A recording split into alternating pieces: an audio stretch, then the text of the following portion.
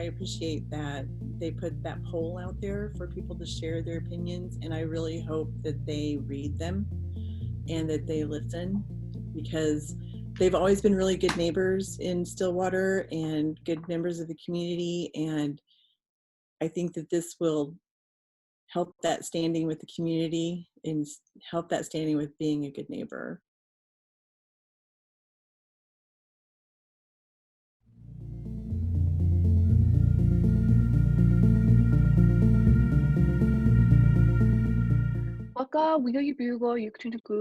Hello everyone, my name is Shada Rapati. My native name is Aguvach and I'm Yup'ik. I am from Anchorage, Alaska, and my family is originally from Kalgoorlie, Alaska. My name is Tatiana. I am from Lummi Nation and I am Yup'ik Alaska Native. I'm a rising sophomore at Columbia studying civil engineering and political science. And I am an Alaska Native and Polynesian woman. You know, whenever I introduce myself and tell people that I am a Yup'ik, they immediately have no idea what that is.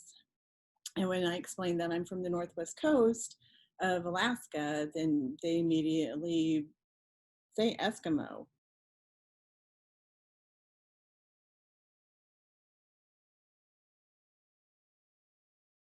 I heard about Eskimo Joes on Twitter. The petition was shared by a mutual of mine. It was pretty hurtful to hear about having another Native branded franchise existing, and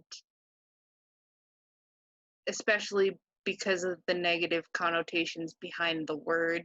You know, I went to Joe's and it's a good place to hang out.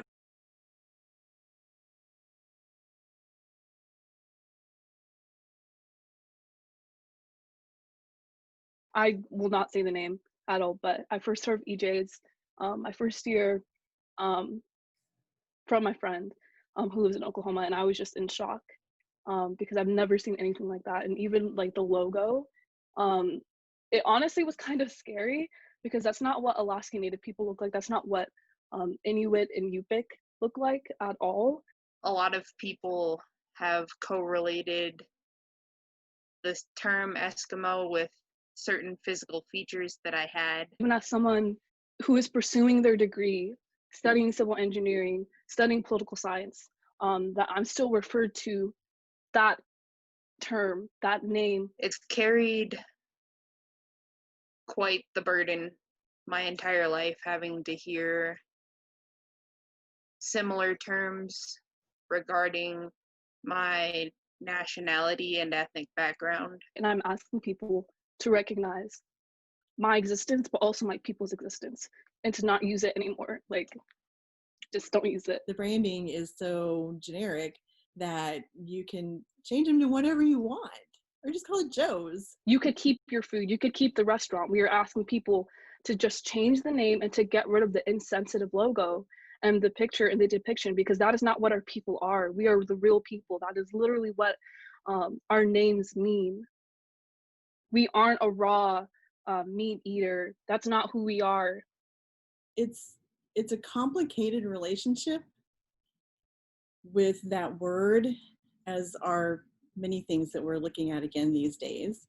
And I think that it's a term that mostly our parents and grandparents accepted because it was a name given to our people from outsiders. It's still used to dehumanize, you know, Alaska Native youth, specifically Inupiaq and Yup'ik youth. Being associated with my people will always lead it back to affecting me. So when a Native person tells you that term is offensive and shouldn't be used, you should listen. It's really hard to go on the internet and read about all of these non-Native people defending a racial slur so adamantly when they have no direct impact and no idea how harsh the words that they carry can be. there's a lot of non-natives coming forward about their 2 cents. Let's get one thing clear. When did we ask for your 2 cents about an issue that directly impacts Inuit and Yup'ik and the Yup'ik? When did we ever ask for your 2 cents about an issue that you can't speak on? Okay, and for people who are invalidating multiple Native people, saying that, how does it affect you when you're not from Oklahoma? It affects us when you're contributing to the normalization of this term. It affects us when people find out that I'm Alaskan Native, that they're like, oh, you're that, they say the term. It affects us when our younger siblings are called that in school, when our younger siblings are called that when we do travel to the rest of the country. With violence against women and underemployment and food insecurity and access to healthcare and that kind of thing. And to top it all off with, you know, people from the Arctic Circle to kind of slap like a caricature on us, it doesn't really help.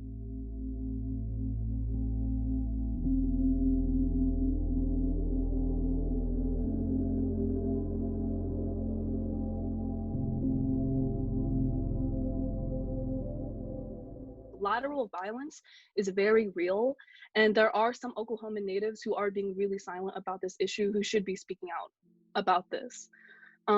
Because people have to understand how this term literally contributes to the erasure of what Alaskan Native women face. High rates of sexual assault, high rates of going missing and murdered. And so we have to understand that. And for people who are invalidating our experiences, who are gaslighting multiple Alaskan Native women speaking out against this, step back and reevaluate and realize that you care more about a logo and a name than the actual voices of those who came before you. That's funny. So people, like, I'm going to be totally transparent and honest. People need to step back and reevaluate and unpack all of that, because the gaslighting ends here.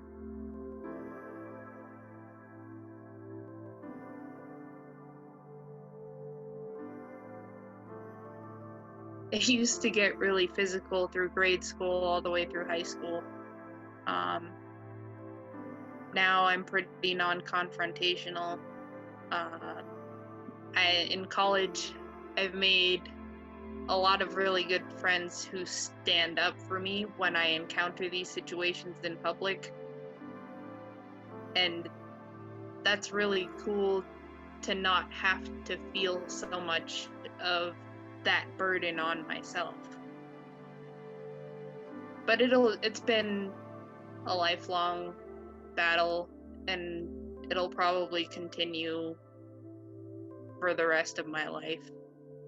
But maybe it'll get a little bit easier as more people gain a more empathetic perspective to the words that they carry and how they can be perceived by people different than them.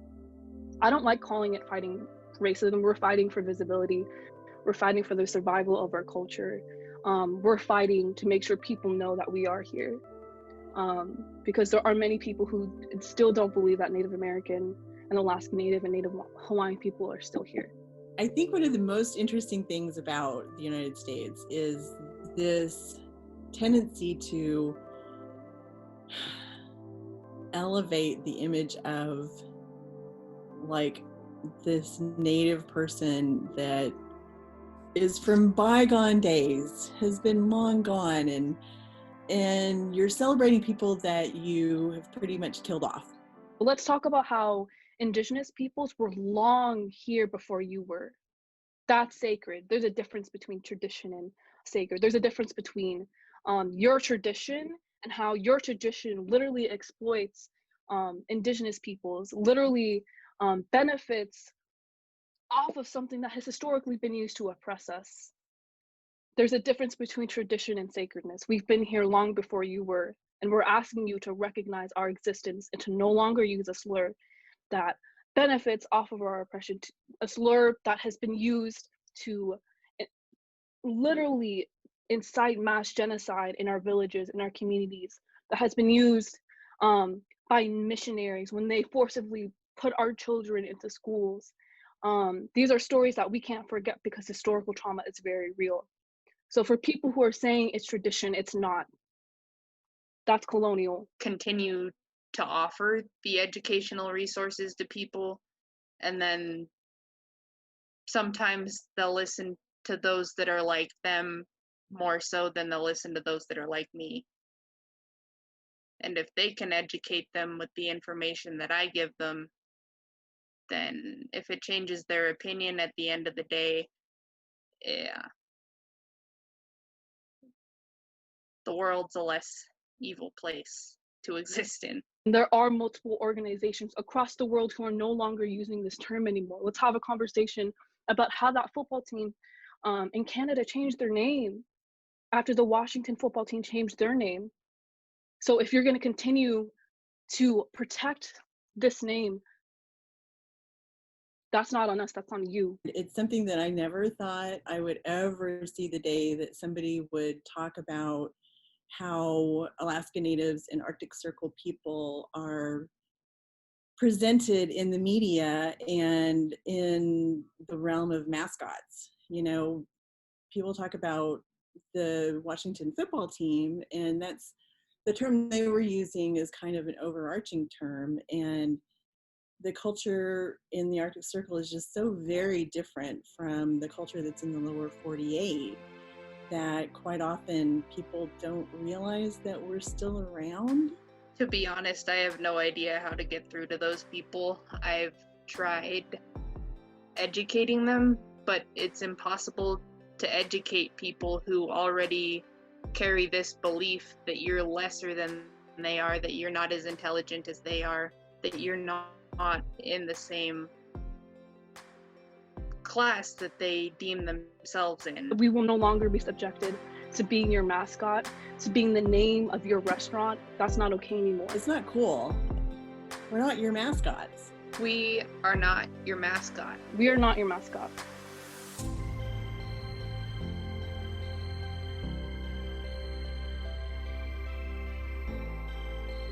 I'm a first generational college student, which is why I entered into higher ed, because I really wanted to lift up the next generation the way our ancestors lifted us up. And so I think that that's really important, that we acknowledge our ties to each other and our ties to our ancestors, and that we do right by them, because we're making them proud. I really think that we're making them proud by all the changes that are happening.